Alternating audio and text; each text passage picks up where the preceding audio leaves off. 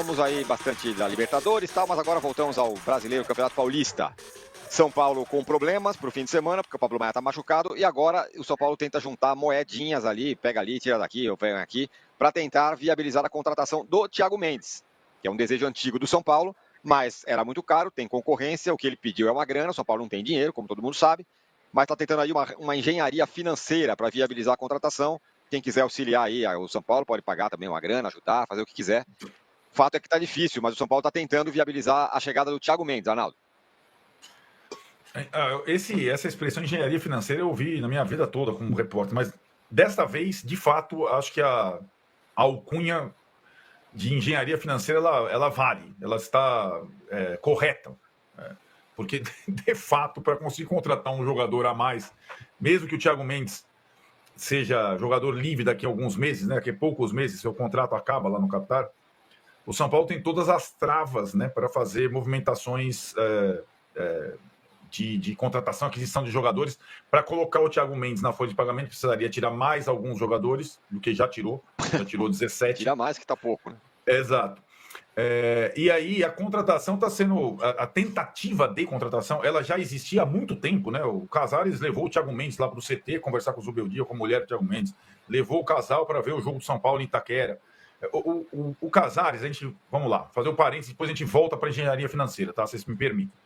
O Casares, que a gente fica aqui cobrando explicações financeiras, econômicas, e por conta desse ano todo complicado do São Paulo, de fato, está atuando pessoalmente em contratações do São Paulo nessa temporada. Talvez pela mesma situação complexa que o clube tem. Então, com o Oscar, ele ficou lá chavecando o Oscar e tudo mais. O Oscar, não sei o que lá, tá lá. Vai lá, visita o Oscar. Tá. O olho que o Vessa cobrou da questão do Palmeiras, olha o Casares tem feito. O Wendel, desde a Copa América, quando o Casares foi o chefe da delegação, ficava falando, Wendel, o ano que vem, quando acabar o seu contrato, lá o Wendel. O Cédric, empresário Bertolucci, o Casares com ligações com o Bertolucci. Cédric, tá disponível, precisam de um lateral direito. Vamos testar o Cédric. E agora o Thiago Mendes é a mesma coisa, um movimento que começou lá atrás, no ano passado, como eu te falei, de apelar como o Thiago Mendes, o Wendel e Lucas lá atrás ao são paulinismo do jogador. Você entende, Tironi? Assim, olha, e a boa vontade do empresário. E a engenharia, vamos voltar à engenharia. A contratação do Thiago Mendes está sendo tentada lá na Galápagos. O que é a Galápagos? É quem controla o fundo de investimento de São Paulo, FIDIC. Então, só com a aprovação da Galápagos e todos os passos, e aí o empresário, o Thiago Mendes e o jogador precisam aceitar, ou seja, eles não vão poder receber praticamente nada do contrato nesse ano, um pouco a partir do segundo semestre, e o outro lá na frente, é que pode ser feita essa contratação, né? Então, esse limite financeiro bem rígido, ele torna qualquer situação, qualquer reposição, um parto. O São Paulo talvez não tentasse essa engenharia financeira nesse momento se o Pablo Maia não tivesse machucado e operado. Vai operar nesta quarta-feira. A questão do Thiago Mendes tornou-se mais urgente, né? Então o São Paulo está tentando, faltam 3 dias para a janela, o Massa sabe disso de cor, ele botou lá no calendário da casa dele lá, mas está conseguindo avançar até dia 28. O São Paulo tem que avançar. Tem uma diferença entre São Paulo e Palmeiras até o dia 28. O Palmeiras tem 25 milhões de euros para depositar hoje na conta do Barcelona. O São Paulo tem que falar para Galápagos se ele pode pagar o Thiago Mendes em 15 prestações e mais, não sei o que lá, mesmo sem custo de direitos. É fogo, velho. É uma outra realidade. Parece outra divisão. Mas a prática, né? Isso não sei se o São Paulo consegue fazer isso até sexta-feira. Se não, talvez só para depois. E isso se o Thiago Mendes não quiser jogar em outro clube que faça uma proposta melhor. Ele já tem propostas melhores. O Wendel tinha proposta melhor, inclusive do Corinthians, e não quis. O Oscar tinha propostas melhores. Eles quiseram jogar no São Paulo, né? E se o time argumento for reforço do São Paulo, é porque ele vai querer bastante jogar no São Paulo e aceitar condições pouco usuais, mediadas por um fundo de investimento. Enquanto tudo isso acontece, o Negrutti, que volta das férias da Copa São Paulo, volta a treinar com o elenco profissional. Esse está inscrito no campeonato, é da posição do Pablo Maia e vai estar à disposição aí do Zubeldia nos próximos dias. O Luiz Gustavo deve voltar a poder jogar se o São Paulo se avançar na semana que vem. O Ferreirinha está voltando hoje também aos treinos. O Alisson já voltou aos treinos. Então o São Paulo tenta recuperar e tapar os buracos para ter um time forte contra o Novo Horizontino na segunda-feira, já com o fechamento da janela, sabendo se conseguiu fechar ou não o Thiago Mendes. Agora, o Massa, quando essa engenharia aí não é um modo de dizer que vamos fazer um novo empréstimo, que é mais ou menos assim, você paga menos agora, mas você se compromete a pagar mais à frente e tal. É estranho, não é? Cara, mas velho, é esticar o... Você já fez nhoque em casa? Entendeu? O nhoque é Minha assim, avó cara. fazia A muito. massa tá... então, eu sei fazer. Minha avó não me ensinou porque eu era... mas a minha tia Wanda, né? Irmã do meu pai, me ensinou a fazer a massa, inclusive. O nhoque você põe lá, né? E vai esticando assim a massa, fazendo o rolinho. E vai até onde der, você escolhe e vai cortando. Não tem jeito, cara. Ou o São Paulo vai viver como o Corinthians, ou ele vai tentar colocar a casa em ordem. O que falta é transparência, tem que esticar, empresta aqui, empurra de lá, vê se vende um jogador no meio do ano, vê se melhora, vê se entra o dinheiro, fecha mais um patrocínio, melhora os patrocínios, enfim. É isso. É fazer a roda girar. Porque é muito apertado, elenco curto e o problema é o treinador. Ai, ai, ai. Agora, me espantou esse negócio. Vai ter o Thiago Mendes, vai ter que vender, vai ter que abrir mão de mais jogador, a não ser que faça uma engenharia que funcione. É isso, Renato? Não, deixa eu te explicar, deixa eu tentar explicar de novo. Qualquer aquisição do São Paulo tem. O departamento de futebol do São Paulo, quando tem essa decisão do fundo, FIDIC, cada departamento tem que economizar X para o time passar a rodar dentro do orçamento previsto. Então, o departamento de futebol do São Paulo teve que cortar da folha de pagamento entre 1,5 milhão e 2 milhões mensais. A folha do São Paulo, todas as folhas de futebol do Brasil subiram, a do São Paulo desceu, né? E aí, assim, na prática, para manter o nível que ela atingiu, se você coloca um, você tem que tirar outro. Por exemplo, o Luan, né, que está aí, é um volante que está à disposição e tudo mais do São Paulo, mas não vai ser aproveitado. E o São Paulo não consegue negociá-lo. Se o Luan fosse negociado por algum time do Brasil, ele abriria o espaço numa folha de pagamento com um salário X, que já é alto do Luan, depois de tanto tempo de clube. Seria mais fácil encaixar o Thiago Mendes na folha de pagamento no lugar do Luan.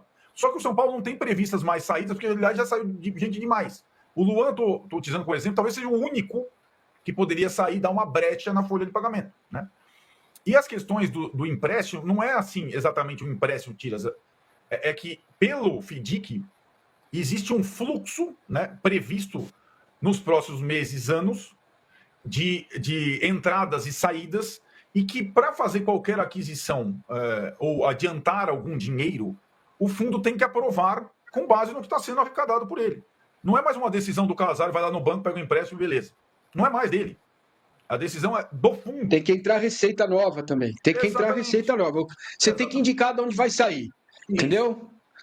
Não é diferente do Coringão, que é a Deus ajuda, o São Jorge está com a gente. O São Paulo, para você contratar um jogador, você tem que falar, ó, eu vou gastar 10 a mais. Só que eu estou colocando aqui 10 a mais. Fora isso, não vem o jogador. Exato. Isso tudo é consequência daquela coisa que a gente falou aqui no programa, nos últimos programas, que é ele tirar do nome dele todos os empréstimos e tudo, e aí sim, isso tem uma consequência. E uma delas é pedir essa anuência, esse amém aí dessas outras partes, a partir do momento que não tem como você tira os problemas da parte dele, mas ao mesmo tempo ele vai ter que depois pedir o aval de toda essa galera, de todos esses lados que vocês estão falando. Me parece até um negócio meio natural, né? Antigamente ele ia no banco, pedia um empréstimo, pegava o dinheiro, pagava, o jogador estava aí. Agora, beleza, não está no meu nome, resolvi meu problema, estou resolvendo, estou tirando tudo do meu nome, só que ao mesmo tempo, agora eu também dependo de terceiros e eu preciso do aval deles. Me parece tudo meio natural nesse sentido, ou eu estou muito errado assim? Não, é isso. É isso. Agora não dá para ele simplesmente, vou. Tanto que todos os jogadores que o São Paulo contratou, foram 4 até agora, o São Paulo não desprendeu dinheiro imediatamente pelos direitos desses jogadores, porque o São Paulo não tinha como fazer isso. Então, digamos, o Enzo Dias, que veio do River Plate. Se o River Plate pedisse, olha, eu te empresto o Enzo Dias por um ano por $1 milhão, o São Paulo não tinha $1 milhão para dar. Ele foi adquirido porque o Galopo saiu. Aliás, é assim, saiu o Galopo da Folha, entrou o Enzo Dias, o São Paulo não pagou nada pelo jogador. O Oscar, livre no mercado. O Oscar é uma tratativa tipo que o São Paulo está tentando com o Thiago Mendes. Entra, olha, Oscar, luvas, tá, beleza, mas nesse primeiro... E aí a Superbet, patrocinador do São Paulo, paga metade do Oscar. Senão, nem na folha ele caberia. O Cedric, contrato de 3 meses experimental como o do Sabino, né? Não gastou.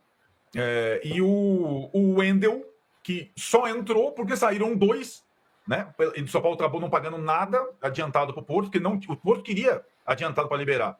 E para o São Paulo tê-lo imediatamente, teve que ceder. Não o William Gomes, que foi vendido, essa é uma outra história. E também não entra a grana. O William Gomes não pega a grana, vai para o departamento de futebol e os caras ficam lá. Agora, o que nós vamos fazer com 9 milhões? Não. Não é no modo antigo.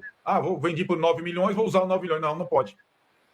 O São Paulo tem o Wendel, o São Paulo precisou ceder o Moreira para ter o Wendel imediatamente. E agora foi tudo engenharia financeira até agora. E eu nem acho que o departamento de futebol, nesse caso, eu meto o pau em todo mundo lá, está trabalhando mal. Desse jeito não daria para trabalhar, né? Para ter time competitivo. Eu acho que o São Paulo tem um time competitivo, um elenco, eu acho que mais frágil que o do ano passado.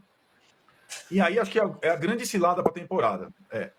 Ao tomar a decisão de manter um time titular forte e liquidar o banco de reservas, digamos assim, o São Paulo passa a ter um time com média de idade muito alta da média de idade, né?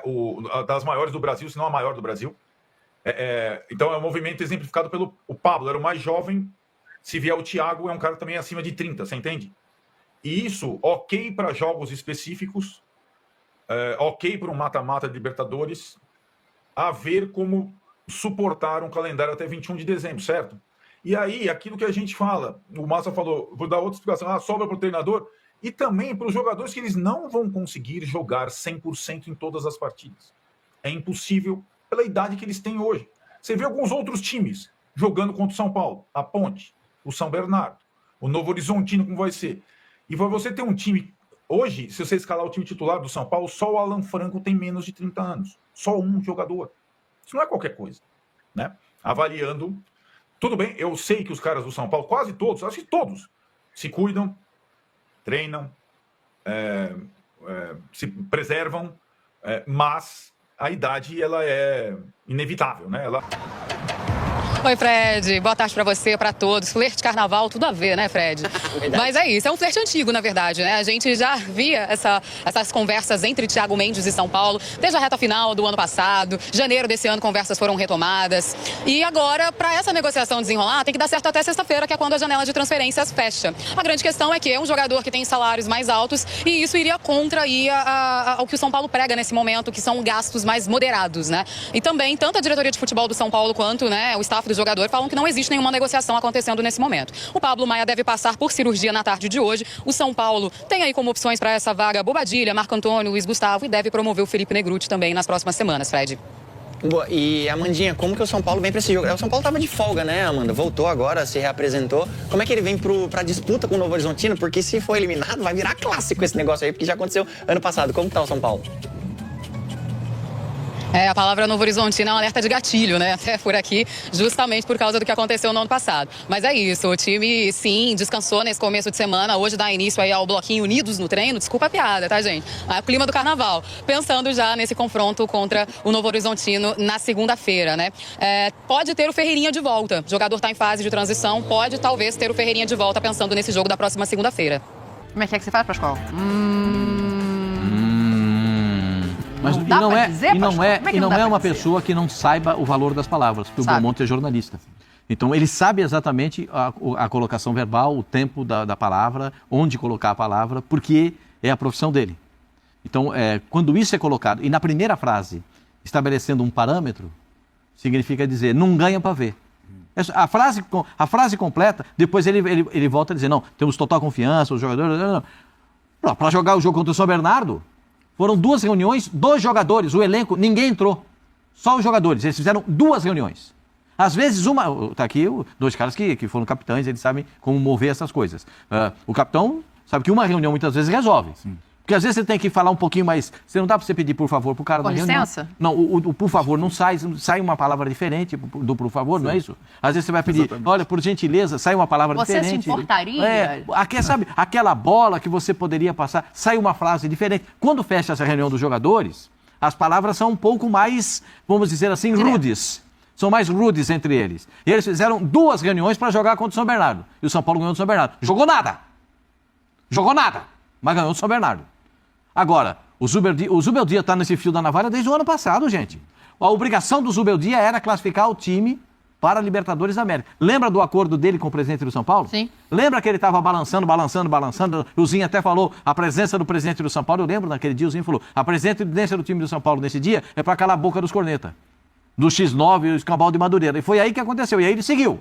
Agora ele está nesse balanço de novo. É complicado para o treinador ficar assim. Parece que ninguém tem... A torcida não tem confiança nele. Não confia no Zubeldia. A torcida entende que o time do São Paulo é melhor. Eu acho que a torcida pensa que é melhor do que é.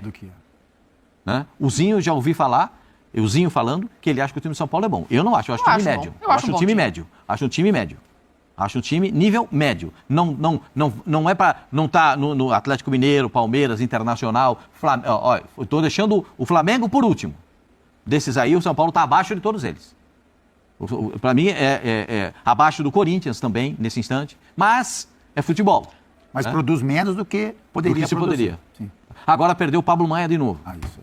Boa recuperação pro Pablo Maia, vai ter que fazer uma cirurgia no tornozelo, né? É uma pena. Zinho, eu fico pensando assim, eu concordo com você nessa, assim, eu acho que é um bom time o time de São Paulo, acho que talvez o time do Corinthians tenha encaixado melhor, mas se a gente olhar o time, pelo time, o São Paulo tem boas peças para oferecer ali. Eu só fico perguntando quanto que numa reta final de Campeonato Paulista, uma declaração como essa ajuda, porque ela tá só colocando mais pressão no time, no treinador, na própria imprensa que tá aqui debatendo esse cenário, e aí o peso do Paulista pro São Paulo, que a gente estava dizendo ao contrário no Rio de Janeiro pro Flamengo, né, ele passa a ter um outro valor, ele passa a ser diferente.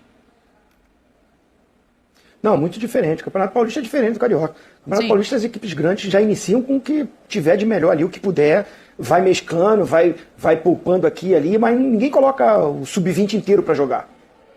É muito mais valorizado pelos times grandes de São Paulo o Campeonato Paulista. E por isso tem mais sucesso, por isso a qualidade, para mim, fica melhor, né? A competição fica melhor, sem contar que os times do interior de São Paulo são muito mais fortes. Você pegar o Mirassol, está na primeira divisão. O São Bernardo sempre está fazendo campanha boa, o Novo Horizontino quase subiu para a primeira divisão do Campeonato Brasileiro. Então, assim, o Bragantino é de Série A. Então, é um campeonato diferente, a competição é maior, o Palmeiras quase ficou fora, que para mim é o grande favorito, quase ficou fora, né? E classifica na última rodada. A pressão vai para todo mundo. O São Paulo, quando tem a volta do Oscar, a recuperação do Caleri, o Lucas, que é um baita de um jogador, o Luciano, aí traz o Wendel, tem o Enzo, a parte da lateral esquerda, né, que eu tô falando. Assim, eu não acho o elenco do São Paulo tão mediano como o Pascoal tá falando, não. Também não. Discordo. E outra, hein? É que o futebol é momento, como ele mesmo diz, né, Pascoal? Futebol é momento, como é que você fala aí? Futebol é momento, é Nicola Latiopa. Então, assim, o momento, o rendimento não condiz com o elenco que tem. Por isso o treinador está sendo cobrado. Porque o material humano que o Zubeldia tem em mãos é para o time jogar um pouco melhor. Ou melhor. Né? Agora, se eu for fazer um cara a cara com... Tira o elenco do Flamengo... Com todos os outros... Eu não vejo uma disparidade muito grande, não. Até com o do Palmeiras, no momento. Jogador por jogador. Se você for pegar elenco por elenco, jogador por jogador, o elenco do São Paulo não está muito abaixo, não. Não está muito abaixo. Vocês falaram aí do Atlético Mineiro, de Internacional, do Corinthians. O Corinthians, o ano passado, estava brigando para não cair. Sim. Ninguém do elenco do Corinthians, mesmo com a chegada do Memphis, o centroavante, que é o artilheiro, o Yuri Alberto, era ridicularizado, era até humilhado por declarações que eu via de muita gente. Sim. O garoto se recuperou, o garoto começou a jogar, e aí junto com ele o Memphis foi fundamental também, né, claro, para isso. O Garro, mas assim, até um certo tempo ninguém elogiava esse elenco do Corinthians. É verdade. Mas o momento do Corinthians é melhor. Obrigado. E por muita gente só olhar para o momento, né? Só olhar para o momento, é ruim o elenco do São Paulo. Eu não acho o elenco ruim, não está produzindo. Aí eu concordo até ter a cobrança em cima do Zubeldia. Perfeito. Eu acho que com relação a treinadores, Dani, se a gente olhar para os 4 grandes, eu acho que uma queda, ela vai ter mais impacto para o Zubeldia. Eu acho assim, se o Corinthians for eliminado, o Ramon não cai. Não. Se o Palmeiras for eliminado, o Abel não cai. Se o Santos for eliminado, pode ser que o Caixinha, o Caixinha tenha uma movimentação, balance, porque, enfim...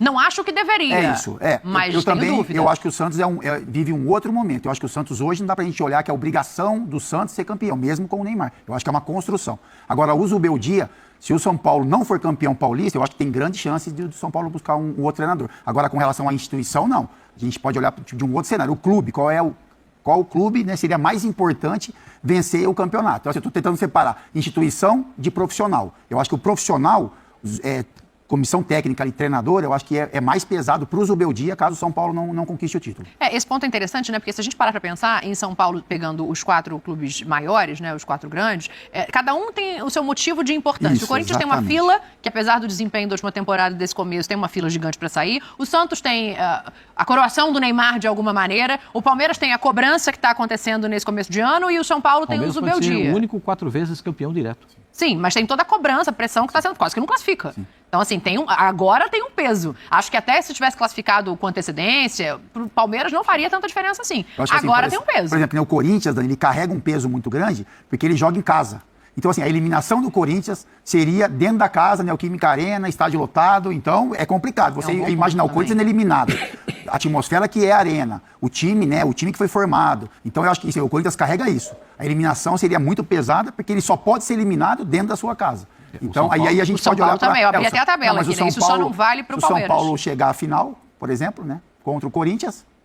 Sim, aí é outra coisa, entendi. Sabe quem é que vai passar quem que passa deles para a semifinal do campeonato? Sim, eu falo que é isso, exatamente. Quem é que passa o Corinthians vai jogar todos os jogos em casa. Na semifinal, dependendo do adversário, o São Paulo já não joga em casa. Isso, exatamente. É isso. Se o São Paulo chegar à finalzinho, você acha que esse discurso se mantém?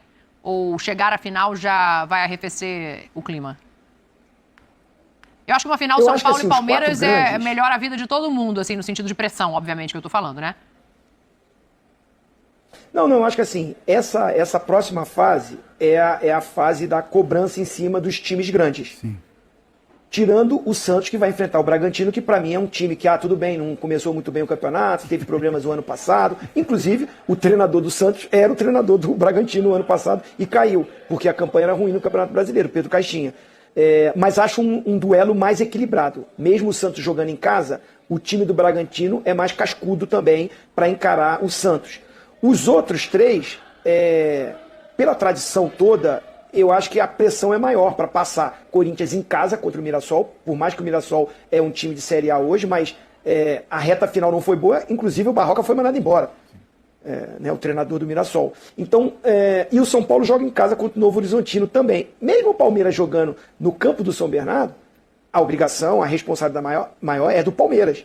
Então, eu acho que assim, essa fase é que é muito crucial para o trabalho dos treinadores, essa cobrança, essa pressão. Eu estou com o Capita muito maior em cima do Zubeldia, porque o Abel, a história que ele tem no Palmeiras, não vai cair. E o Ramon, pelo que ele construiu no Corinthians, está na Libertadores também, tudo isso conta bastante. Apesar que o Zubeldia também está na Libertadores. Mas há um bochicho muito maior com o nome dele. Acho que essa pressão fica maior em cima dele. Nas outras fases, classificando, estou falando, os 4 grandes classificando, já tem os cruzamentos meio que definidos, não é, Pascoal? Se passar os 4 grandes, aí assim, é equilíbrio. Eu não vejo que assim, perder uma semifinal jogando contra uma equipe grande seria motivo para derrubar um treinador.